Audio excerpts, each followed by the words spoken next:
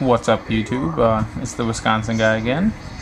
Since I did Jose's deck profile of Gladiator Beasts, I decided that I'm going to do a profile on the deck that I ran at Nationals, which would be X-Sabers.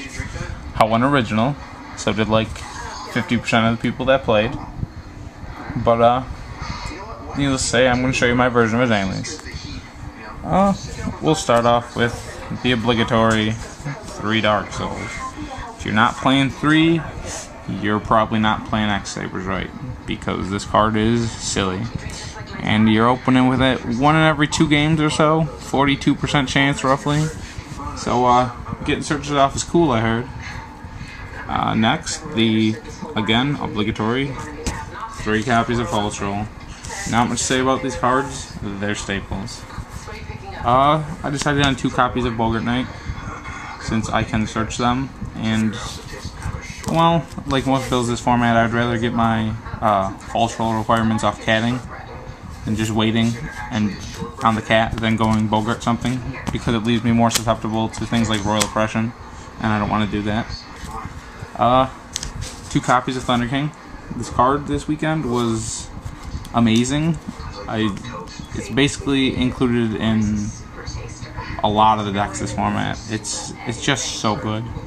Stopping your opponent's search in the mirror match is really good. It hits more cards, 5 cards, against Herald, which makes it even better. It stops them from pressing, against Herald, it stops them from pressing the advantage with Herald, because they can't attack over it unless they have Honest, and nothing else in their deck does anything. And if they try to synchro with Herald, well, you just lost out because it dies.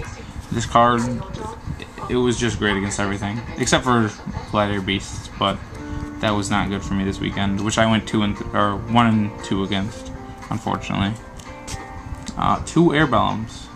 A lot of people were playing 3, but even with 2, I was drawing 2 of them a lot. So I definitely didn't want to play 3 because I didn't want to draw more than 1 of them, even though I did. Only 2 copies of this guy. I mean, whenever I want him, I'm going to search him with a Darksoul to have the Fulhelm Book of Moon plays into level 6 synchro, which is just nutty.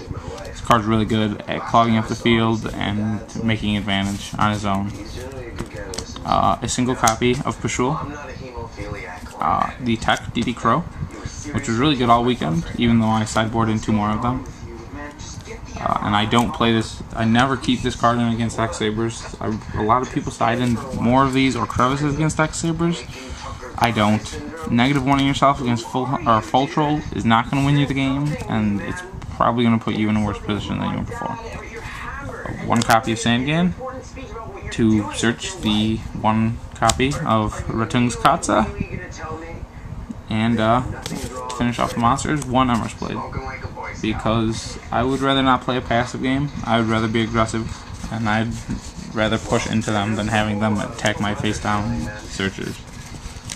I'm missing a card here, so I have a proxy for it, but this is a second Gold Sarcophagus, like most people running 2 of these. It doesn't get stopped by Thunder King, so it's just really good, and it searches Cat, or if you have Cat, the corresponding piece of magic and trap removal that does best at that situation.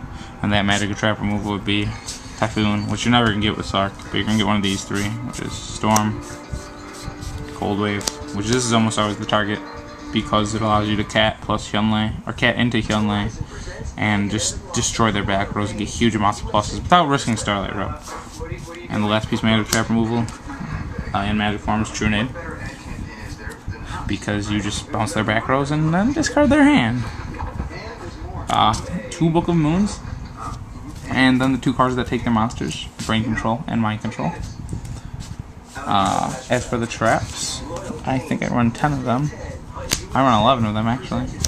2 of them are Bottomless trap holes, and these are foreign supers. Anyone want these? Call the Haunted. This is a card I would probably take out, looking back on the weekend. I rescue catted into Call the Haunted a few times, but it wasn't ever, like, that's auto win. That's just too much win more for me, and I'd rather not play cards that are only good when I'm already winning. Dust Tornado, Trap Stun, which is the card I'd probably put a second copy in instead of the Call of the Haunted. It's just really good right now. Unlocking yourself from oppression and stopping any possible responses they have. I mean, it just did work. And coming to oppression, I made one of them, which Trap Stun helped unlock a lot. Starlight Road. This card, I played it, but I'm not sure if I really liked it. It didn't get oppressed or anything, but it only went off once or twice. And when it did, I was already winning those games by a lot anyway. Torrent, Trap Dustshoot, which is a staple in every deck. I want to reiterate this. This card is really good right now in this format. And Mind Crush is almost very, very close to staple. And in Indie, I might main it if I play Sabers. If the other deck I play is not something that mains any of that stuff. A single copy of Gottoms Ecall. I sided into one more of them, but it's not really needed against the mirror match with multiple Thunder Kings. I mean, you already have a very good matchup in the mirror match, so I don't really need to push that too much further. And one Solemn Judgment, which is obvious.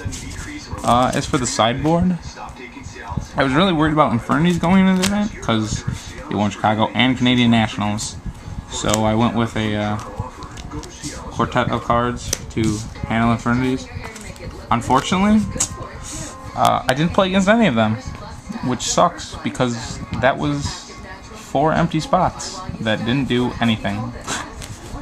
I also have a pair of Massacre Strix against Frog Monarchs and Frog FTK, which I played 2 Frog Monarch matchups, so that really helped me a lot. More cards against those 2 decks and Infernities. I usually bring 1 in against Frog Monarchs, depending on if I go first or second. Crevice, which I bring in against Frog Monarchs if I'm going first, so I can preempt them and their moves. Mind Crush, which, as I said, I'd probably end up maining another one of. Gottoms, the second one for the mirror match, and the second oppression. Thinking back on it, this is a card I would probably main 2 of, because it's just too good right now, and you need a more controlling build, because pure aggression just loses to control, which is why Gladiator Beast was really rampant this weekend, and I think did really well. A Divine Wrath for Glads and Frog FTK and Herald. A single Vanity's Fiend and a single Saber Slash to handle oppressions. And just create more outs in certain situations. Synchros. This is pretty standard. Yugioh, Brionic, Guy Knight for 6s. Android and Catster for 5s. Armory Arm for 4.